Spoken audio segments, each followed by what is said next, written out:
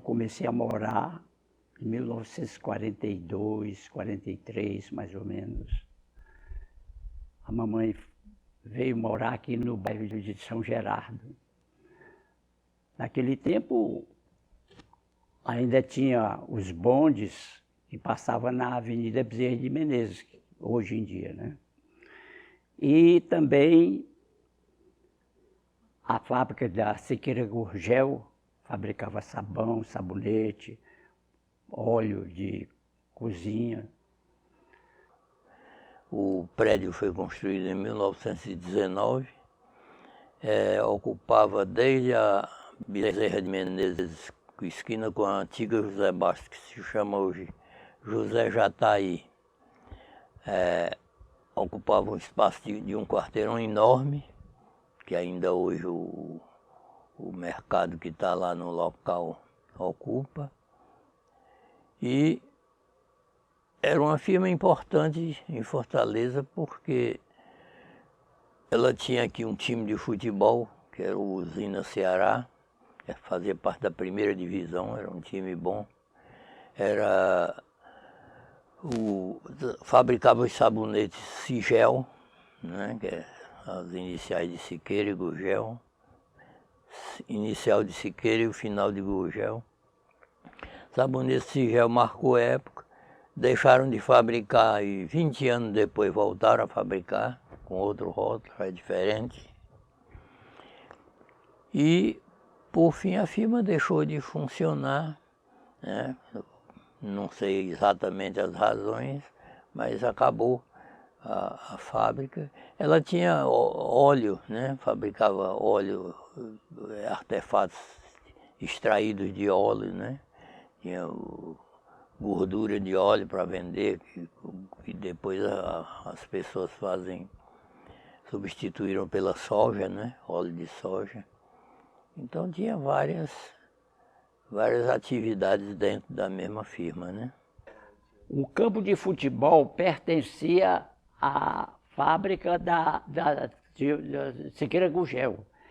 O time era comandado por os funcionários da Siqueira Gurgel. E eles construíram hoje em dia a fábrica, a loja de venda de automóveis lá. Era o campo de futebol. Eles mandaram fazer um estádio mesmo, com arquibancada, com tudo. Pertencia à Usina Ceará. Era um time de futebol da Siqueira Gurgel. Nós foi inaugurado um campo de futebol por trás da igreja do São Gerardo, né? Foi um campo também muito grande e bom, a ponto de nele serem realizados três ou foi 4 campeonatos cearenses de futebol, porque naquela época o futebol era praticado aqui no Prado, que era no local onde hoje está não sei nem sei o nome atual, a antiga Cefete, né? E lá ficava o Prado, a corrida de cavalo em redor, e no centro era o campo de futebol. Lá se realizavam as partidas do campeonato cearense. E com a interrupção desse campo, e ainda não havia sido construído o estádio Presidente Vargas, que só foi inaugurado em 1941, os jogos aconteciam em outros campos, né?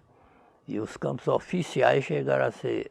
Um deles foi no Campo do Pio, chamado Campo do Pio, que é aqui na Parquelândia, e os outros 3 ou 4 foram no Campo do São Gerardo.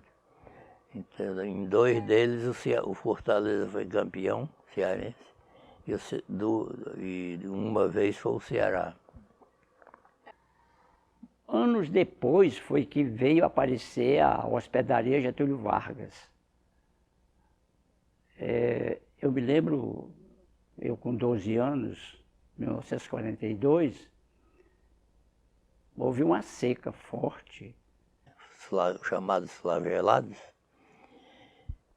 Então eles vinham, antigamente eles jogavam num local lá perto das dunas das praias ali do Jacarecanga, já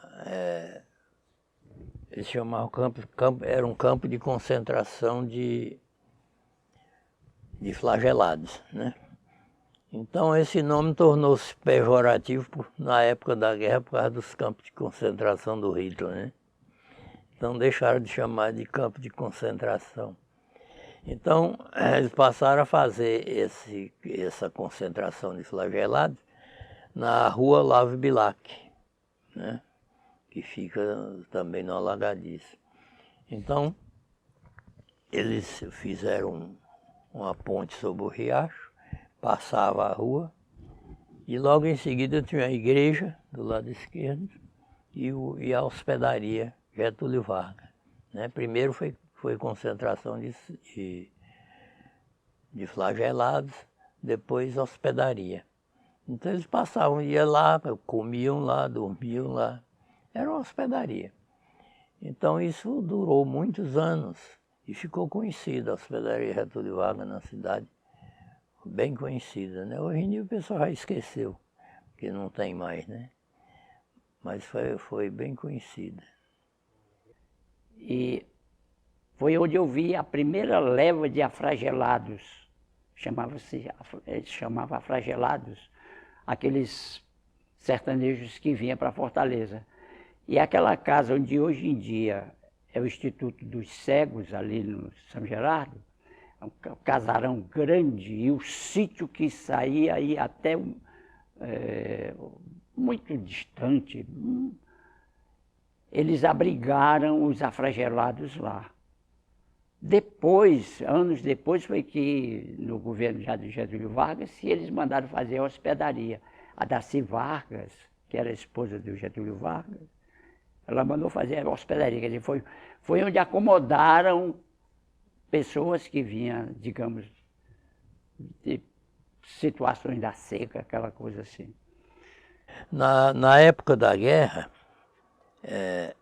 houve a criação do Centro de Preparação de Oficiais da Reserva, CPOR. Então, os jovens que completavam 19 anos, né, iam servir ou ao Exército, ou à Aeronáutica, ou à Marinha, né? E quando eles tinham faculdade ou estavam cursando qualquer curso superior, eles, ao invés de ser soldados, iam ser oficiais da reserva. Então, iam servir no CPOR, né? Nós tivemos muitos vultos famosos aqui que se orgulhavam de ter passado pelo CPOR, né? Porque, afinal de contas, o sujeito ser soldado não é tão bom quanto ser oficial, né, da reserva. No nosso bairro, nós tínhamos outras diversões também, que era também daquela época. Ali onde hoje em dia é a repartição da prefeitura, era um terreno vago. E lá era onde se instalavam as quermesses que faziam. A quermesse era uma espécie de pagode que existia naquele tempo. O pessoal se instalava, botava comidas da época para o pessoal fazer festa, essa coisa. E também montagem de circos. Os circos vieram para lá. Vários circos. Circo Nerino, Circo Garcia. Todos foram circos que tiveram muita aceitação do público.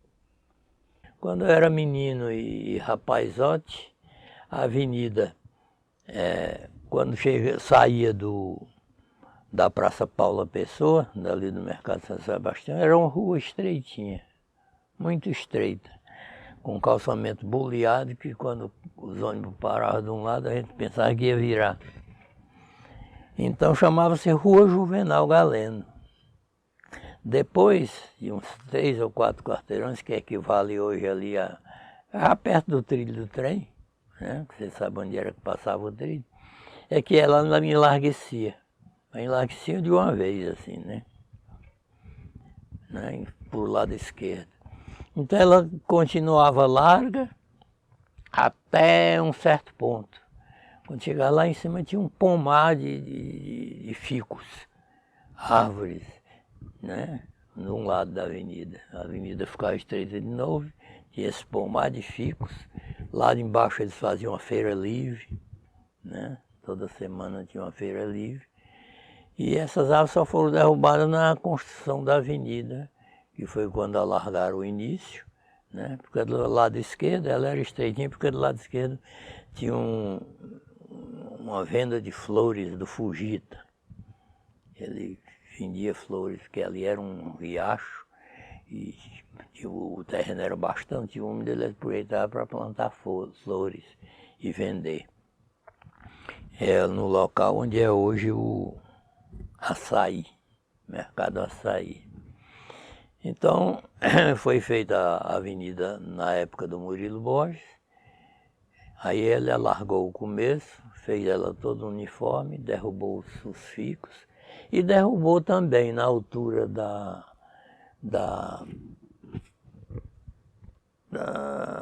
Rua Olavo Bilac, tinha um morro no lado da avenida, com as casinhas em cima.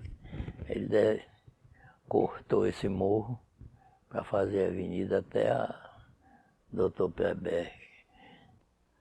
Era tranquilo, tinha só a legião, mas o pessoal se comportava, não tinha essa onda de crime, não tinha essas agressões que tem hoje em dia, esse movimento de carro que tinha, não tinha.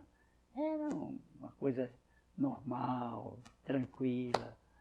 Você podia vir para o cinema aqui tranquilamente, ia para casa, de noite quando terminava a sessão, você ia para casa tranquilo. Não tinha que ele perguntasse, quando muito lhe dava uma boa noite. A Bezerra de Menezes tinha a maior linha de bonde, né, da cidade, que tinha cerca de 4 quilômetros, e as outras linhas tinham 2, no máximo 3 quilômetros. A de lá tinha 4 quilômetros. Ia da Praça do Ferreira até onde é hoje a Doutor Pedro Tebege, né? De maneira que era uma linha bastante extensa. A inauguração da Bezerra de Menezes, eu também participei da inauguração da Bezerra de Menezes. Ele era morador da Bezerra de Menezes, que foi intimado para sair da casa porque ia ser inaugurada a Bezerra de Menezes. Naquele tempo, fazer uma avenida da Praça São Sebastião ao fim da linha de São Gerardo foi um dos maiores empreendimentos daquela época. No dia da inauguração da Bezerra de Menezes, os moradores fizeram questão de botar mesas e fizeram jantar e oferecer aos outros bairros que vinham para jantar na Bezerra de Menezes. Fortaleza tinha 3 entradas importantes. Uma era o chamado calçamento de Messejana, que era uma rua que ia o curso hoje da Avenida Visconde do Rio Branco. Então era de calçamento e ia dali do Parque da Liberdade até a entrada da cidade de Messejana, nesse tempo era cidade. E o outro era a partindo das caixas d'água ali, em direção, indo pela hoje Avenida da Universidade, ia bater em Porangaba, né? E a terceira era exatamente saindo da Praça Paula Pessoa, que é onde ficou o Mercado São Sebastião, e ia para Caucaia, né? Então esses 3 caminhos eles eram muito povoados, como é que se diz, ciliarmente, né? Só na beirada, né? O Joaquim Távora, por exemplo, chamado Joaquim Távora, que ainda hoje tem um no bairro com esse nome, as casas ficavam na beirada da estrada e nada mais tinha para o lado de dentro. Um lado não havia possibilidade porque tinha um riacho, que é hoje o Aguanambi, né? E para o outro tinha outro riacho. A Bezerra de Menezes a mesma coisa. Até pouco tempo que eu me refiro é coisa de 15, 20 anos, a Bezerra de Menezes era totalmente isolada do Monte Castelo, né? As ruas que vinham do lado da Bezerra de Menezes não chegavam até o Monte Castelo, e a mesma coisa, de lá não vinham até a Bezerra de Menezes. Aí aos poucos foram fazendo pontes sobre o rio e foram unindo. Para o lado da Parquelândia, a mesma coisa. Então, aos poucos é que essas estradas foram tendo ruas, praças, etc., unindo um bairro com o outro, até ter um acesso por ambos os lados.